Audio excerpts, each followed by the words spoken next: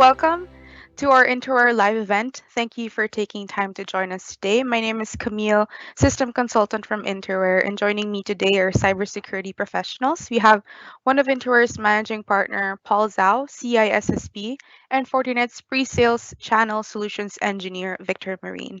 With that, I am passing the mic to Paul. Oh, hello, everybody. Thank you so much for your time this afternoon joining us. And this is our first webinar of the year 2022. And Happy New Year, everybody. And this is our third webinar of the ransomware series. And let's get started. So quick introduction of Interoar. So this is our 39th year in business. And our key solution focus are cybersecurity, digital transformation, and cloud. And we offer the services to a really wide range of customers, all the way from heavy regulated financial institutions, quite a number of healthcare organizations, schools, all the way to law firms, retail chains, manufacturing, non-for-profit. So our team understand the requirement of information security as well as information technology for different verticals. So Interoar security as a service. So our service offered based on a holistic approach. One of our key service is the MDR, managed detection and response. So this service is offered from our 24/7 SOC, Security Operations Center, and the team consists of vendor certified security analysts and professionals, so we know how to maximize your security investments to maximize the protection level. And we provide monitoring, instant detection, response, all the way to remediation and containment, recovery, and etc. So a lot of MDR providers out there, the service only covers monitoring, detection, and response. But Interoar can go far beyond that. And as well as we provide the GRC services, GRC is short for governance, risk, and compliance. And we have a very specialized team that work with the senior management of the business that help them to determine the information security strategy, what should be the control objectives, what's the gap. We help to provide, risk analysis, risk assessment, help the company to build appropriate, reasonable cybersecurity policies, and etc. And other security as a service we provide, like for instance, we provide hosted cybersecurity services through our data center, which is SOC 2 Type 2 compliant data center. And we offer cybersecurity technology deployment and management services. So we help the customer to deploy and manage firewalls, Sandbox, anti-spam, NAC device, and etc. etc. And we also offer managed vulnerability scan and reporting, managed user security awareness and training, and etc. So if you want to find out more how our security as a service to help your organization, please feel free to reach out to us. Okay, what's the news? What's the news with ransomware? What's happening? Well, in December, I believe a lot of us spend long nights in December before the holidays because this Log4j vulnerability. So Log4j, this is the tool used by, for example, Apache web servers, a lot of Java applications for logging. And this vulnerability allows the attacker to exfiltrate the data out of the environment and drop any applications into the environment, for example, ransomware. And in fact, there has been reported cases, many cases that the attacker leveraged this vulnerability and dropping in ransomware to initiate the ransomware attack. So for a lot of us here and all of you who have not, looked through the environment, doing some scans to identify any application that may use Log4j, you may be surprised right? A lot of software behind the scene that use Log4j for logging. So once you identify those, reach out to the vendors and obtain the necessary patch. And if you can't, because for a lot of applications, it's still considered a 0-day. So you may need to put in some compensation controls to cover the attack surface. And the second piece of news is REvil. So REvil ransomware is one of the few really popular ransomware for the past years. It does a lot of damages. So it's good to see that the 14 gang members from this ransomware were arrested by the Russian government and on behalf of the US authorities. Well, very surprised to see those two governments work together on this, but that's indeed the good news. Now, prosecute cyber criminals is very difficult. It's really because the jurisdiction of the law does not reach to other countries and et cetera. So, this is a very interesting piece of news. Latest ransomware stats. So this is very similar to the stats that we present in December. So, average ransom demand now is over $150,000. You can put in your security defense with a lot less than that. But not just the ransom, but as well as on average, the ransomware bringing down the business for 3 weeks. So the majority of the business cost damages is from that.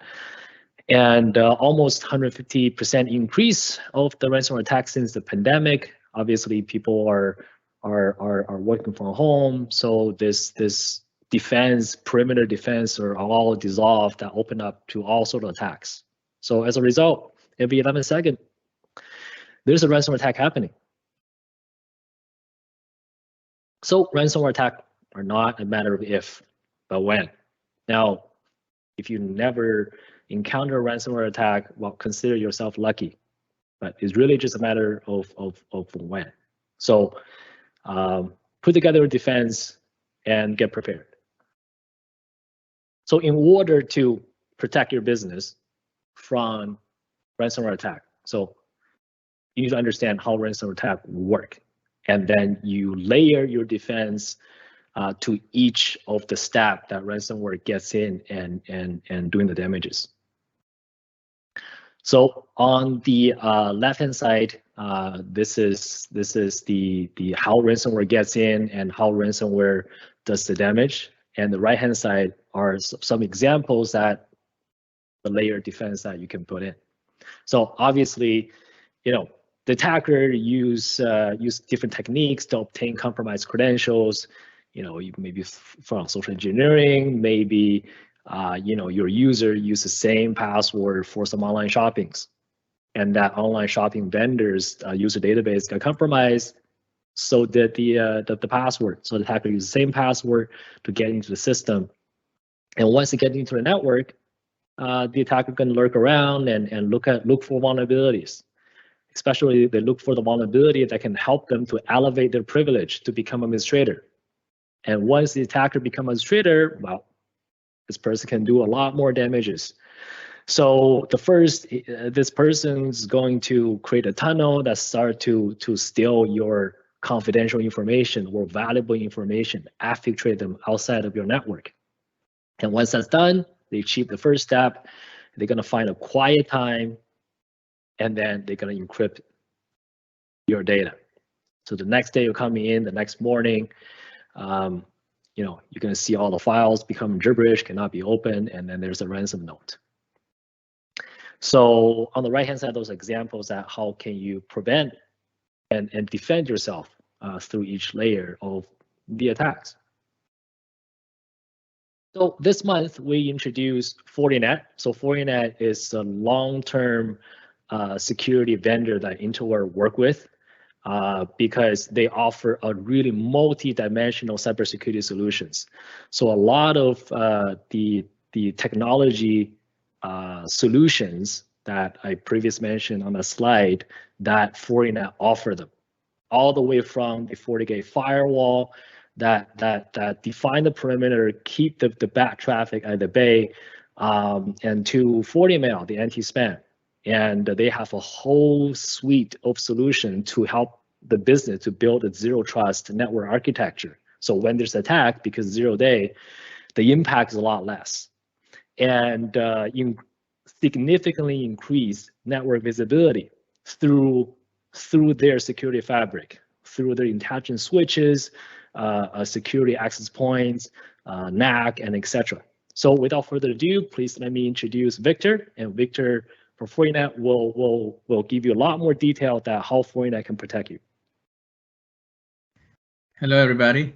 Thank you, Paul. Let me just begin my sharing my deck, if I may. So I believe this is the one. So can you guys see that? Yes, no? Yep, all good. All right, thanks. All right, thank you, Paul, again. And hi, everybody. My name is Victor Marion, and yeah, thanks for taking the time to join us today.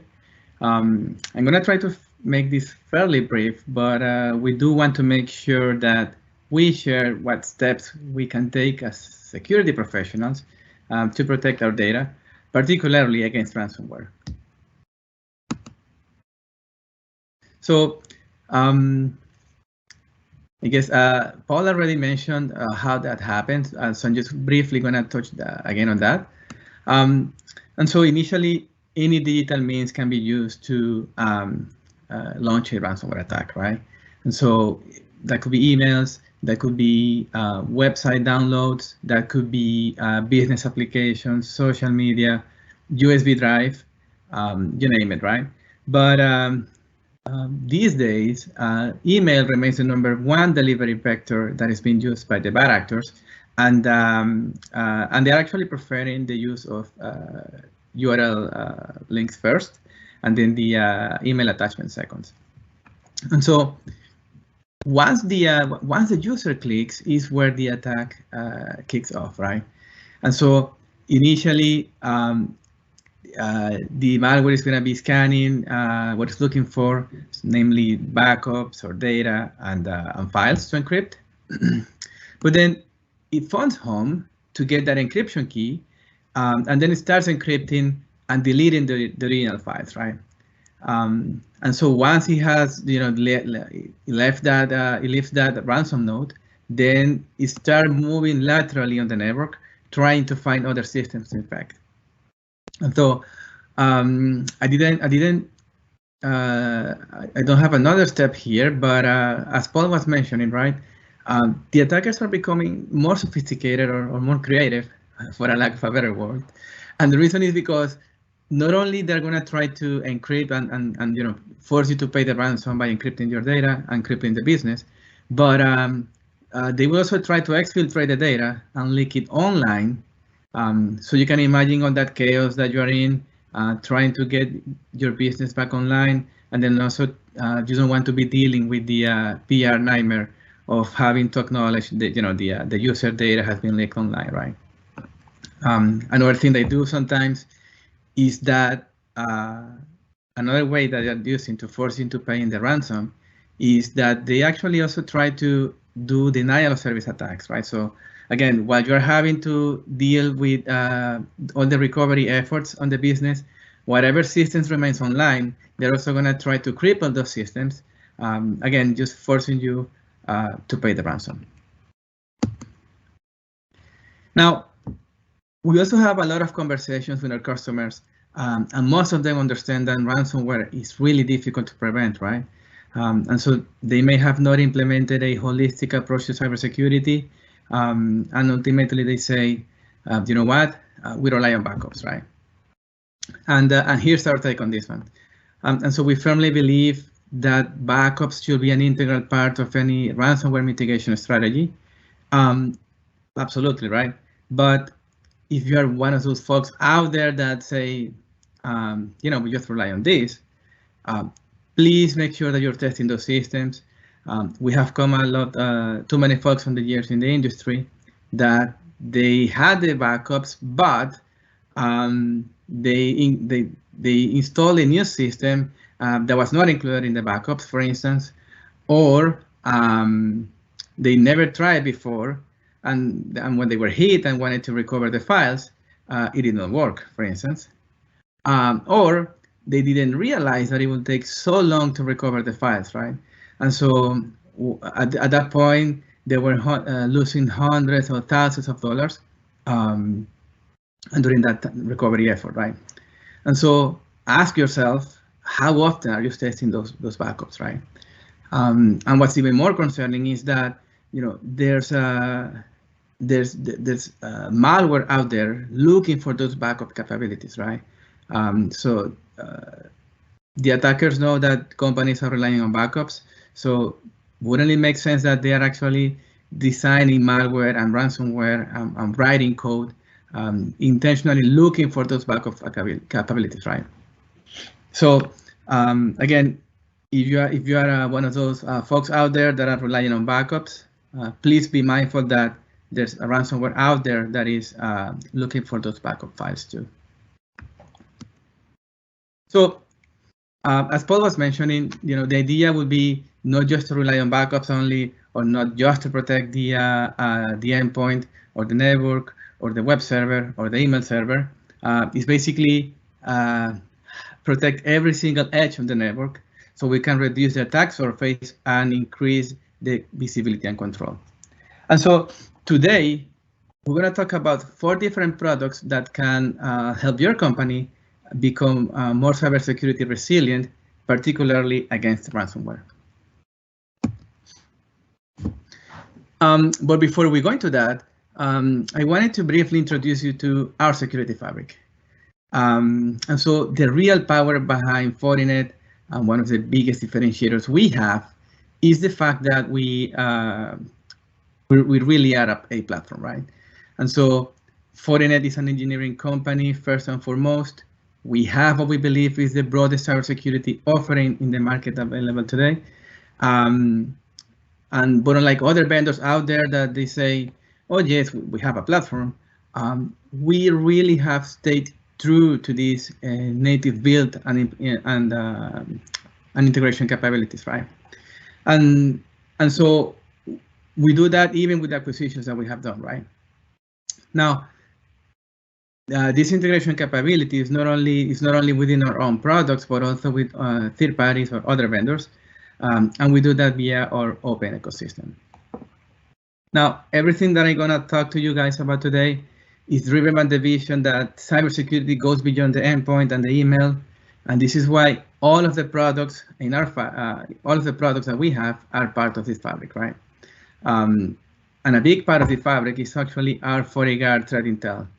And this is our ability of, regardless of anywhere in the world, if a threat is first seen by any of our customers, that threat intel, once it gets to our FortiGuard labs, is going to be shared across every single one of our customers and every single one of our products to make sure that what was once unknown is suddenly now known.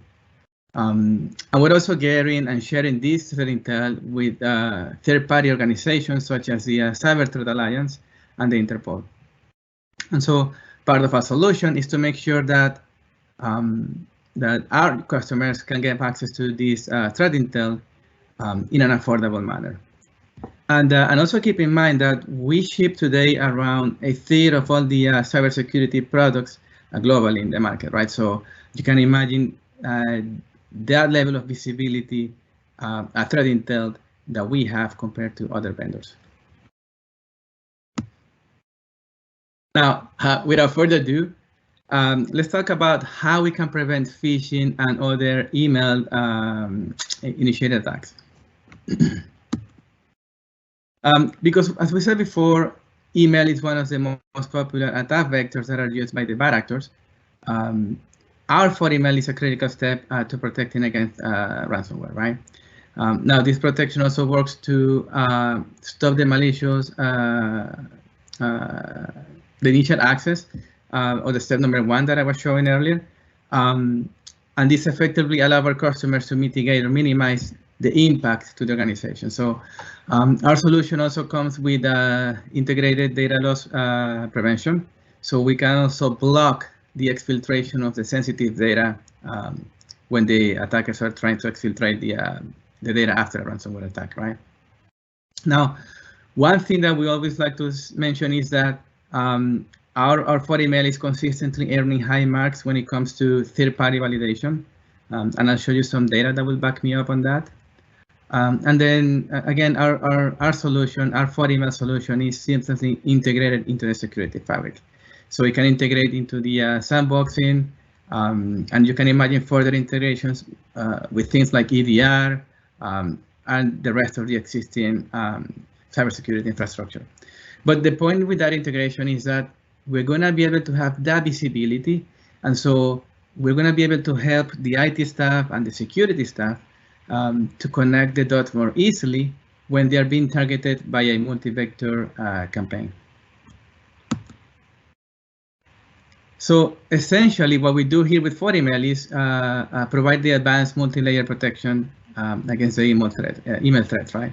And so we're talking here about phishing, spear phishing, impersonation attacks, you name it. And so this also includes, inspecting the URLs, including the malicious links, and also the attachments that are included in the emails, right? So when it comes to protecting against ransomware, what can we do, right? So first, again, we can detect the phishing and the spear phishing. So for example, we can block the emails that the attackers might send, posing as a known or trusted person to dupe the employee into transferring money or sending credentials, or perhaps, intellectual property information, right, that the company may have, right? The second way is because we can apply URL inspection techniques, so we can detect ransomware that is located at the end of that click, right? And so, for instance, if you receive an email saying, hey, check out this video, the player can be downloaded here, luring you into downloading and executing the file, we can also block that too. And then the third way we can do that with our Fortinet is because we can perform advanced analysis of suspicious files. And this is done through our Forti sandbox, and I'll talk a little bit more about that in the next few slides. Now, we believe in the third-party validations that they can prove our value. So you can see here that we consistently earn, high marks. Even with the SC Labs, we got the AAA certification. And by the way, if you are using Microsoft 365 or Google Workspace, their security offerings when it comes to email, be mindful that they actually scored lower than 40% in accuracy when it comes to email protection. And I will be more than happy to share those reports with you if you like. So that's about, in a high level, how to protect the email. Let's talk about how we stop malicious files and communications at the network level. And so in this case, your staff, you might be, the users are connected directly, either from the, directly from the office because they are located there, or they're using remote access technologies such as a VPN. And before I go into that, I just wanted to answer the question that we get a lot from our customers, and that is, what is security-driven networking and what does it do? And the answer to that in basic terms is our solution that will allow you to connect network users, data, and services without compromising your security posture, right? And so we can do this at scale, whether you are a one-man army, or you are an SMB, or you are a big enterprise. You're going to be able to support the digital transformation needs of your company, while also making sure that all these new network edges are protected. And so at the core of our security-driven networking, we have our FortiGates that are running the FortiOS. They include all these features that you see here on the slide. I'm not going to go over the features in detail, but suffice to say that a key differentiator when it comes to NGFW is that we get minimal performance hit when enabling all these features. And so this is particularly important when it comes to inspecting encrypted data. because as opposed to other vendors out there that they have small SSL numbers, small decryption numbers. Some of them even do not publish any numbers at all. We can enable all these features, and we can enable SSL inspection, and we can do this with minimal performance hit because we have our custom chips that allow us to offload those intensive tasks from the CPU. So how can we protect against ransomware at the network level? So we do this in multiple ways, but I wanted to share 3 use cases. The first one is when it comes to securing the perimeter. And that basically means inspecting all the traffic that is going from the internal network to the internet, or vice versa, if you were having servers that are hosting public services, right? Now, one of the key features that we have when it comes to securing the perimeter and protecting your servers is the ARM network IPS. And this is because every time that there's a vulnerability, like Log4j, for instance, that is being a 0-day and that is being exploited in the wild, right? Our FortiGuard Labs is going to quickly release a signature update, and so that we can block all the attempts to exploit that vulnerability.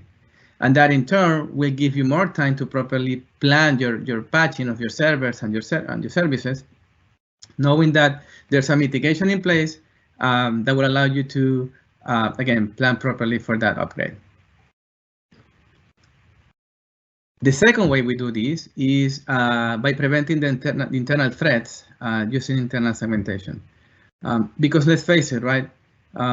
The attackers might not only come from the external sources from the internet, but it could happen that you're working on the go, your laptop gets infected, then you come back to the office, and now you start unintentionally spreading malware, right? Or even worse, you may actually have a bad actor connected directly from the internal network, right? And so this is where the internal segmentation comes into play. So making sure that the traffic from the finance department to the server is going through the firewall, in the case of regular IT traffic, but also making sure that the traffic from the water pump or the water valve to the control system in the case of the OT environments, and making sure that that traffic is going through the firewall, making sure that we have that internal segmentation is gonna, is the best way to prevent the networks from moving laterally on the network. And then the third way is to apply that consistent security across the whole attack surface with a full visibility, right? And so basically this means that, again, with other vendors, you may need to have multiple different appliances and then train your staff into multiple different products. But with Fortinet, you get to implement all these features in a single box. And so, for example, we can use URL inspection to block all the malware that is going through, or the communications that is going to a malicious website. We can use the IPS for the outbound traffic to block the connections to the command and control servers that are used by the bad actors to deliver the ransomware or exfiltrate the data, by the way. And again, you can do this in a consolidated manner that also lowers the TCO. And so we have talked about how to protect at the network level. We have talked about how to protect the email. How about protecting the endpoint? And so you'll notice that I have here part 1 and part 2, which is next. But the reason for that is that we actually have 2 different products that will assist when protecting the endpoint against ransomware. So the first one is our integrated agent. And so basically this agent will connect the endpoint to the security fabric. And so it's going to share telemetry and the security posture, right?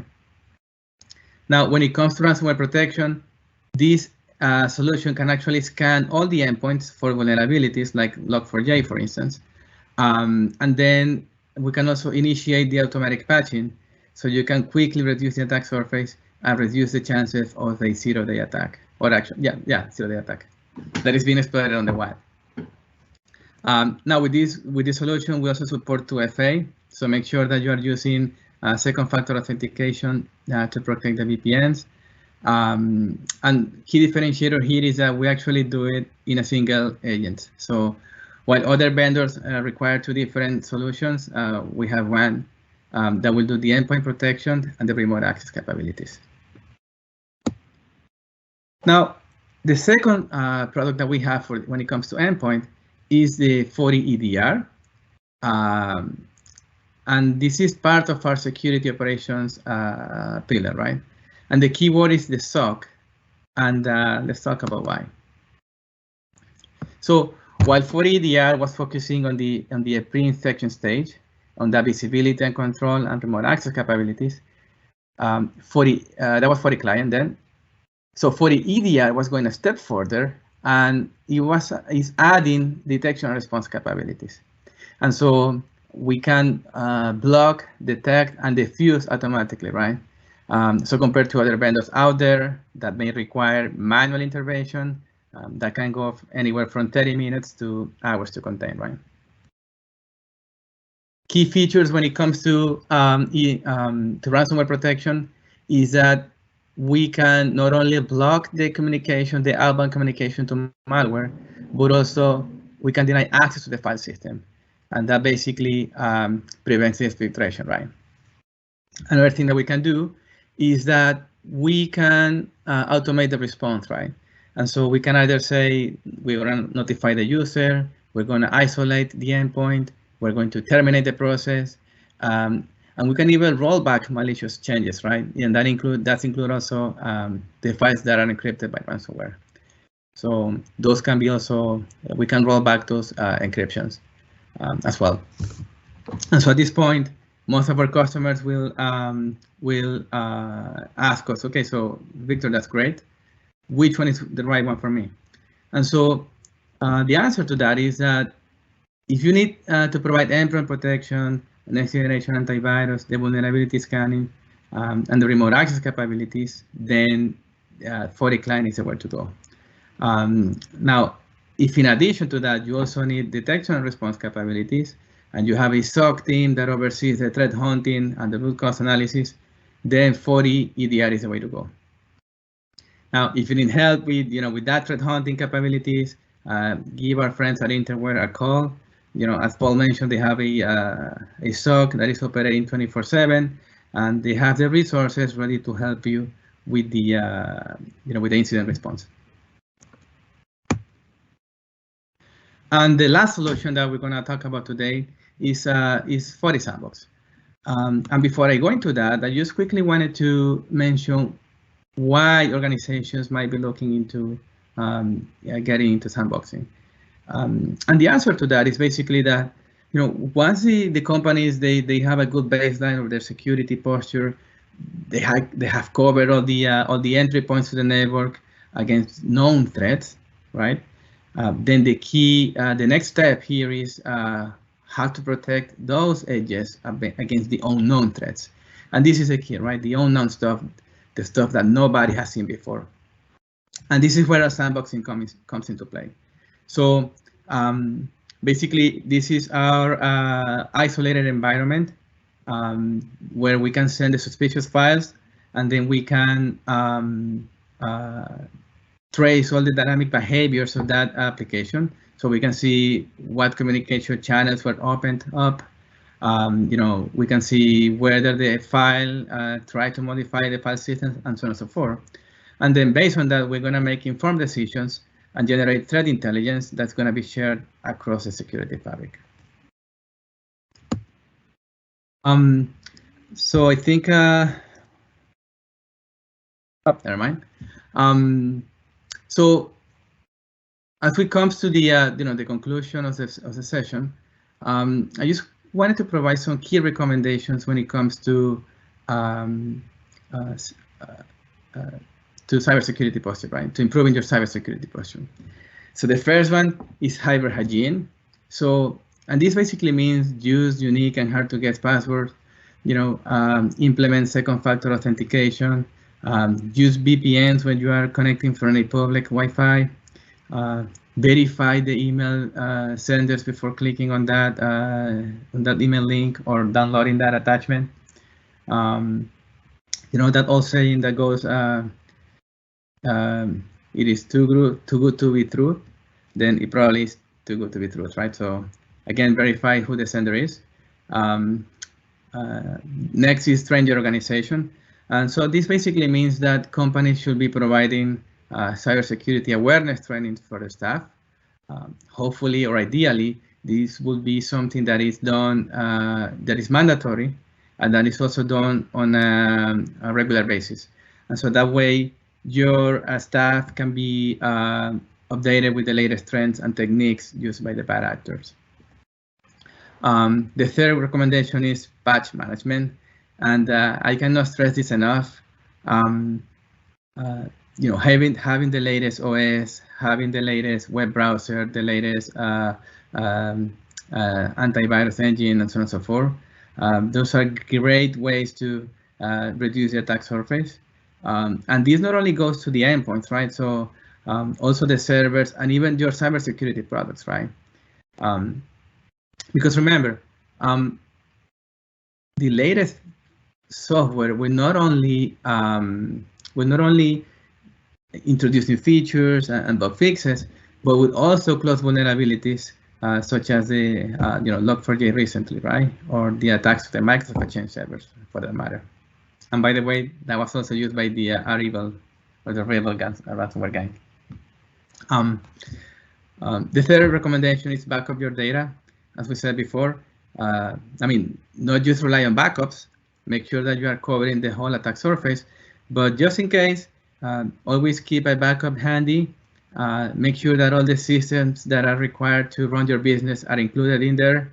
Make sure that you're testing those backup capabilities every now and then. And if possible, keep a copy offline in a location that cannot be reached from the network. And then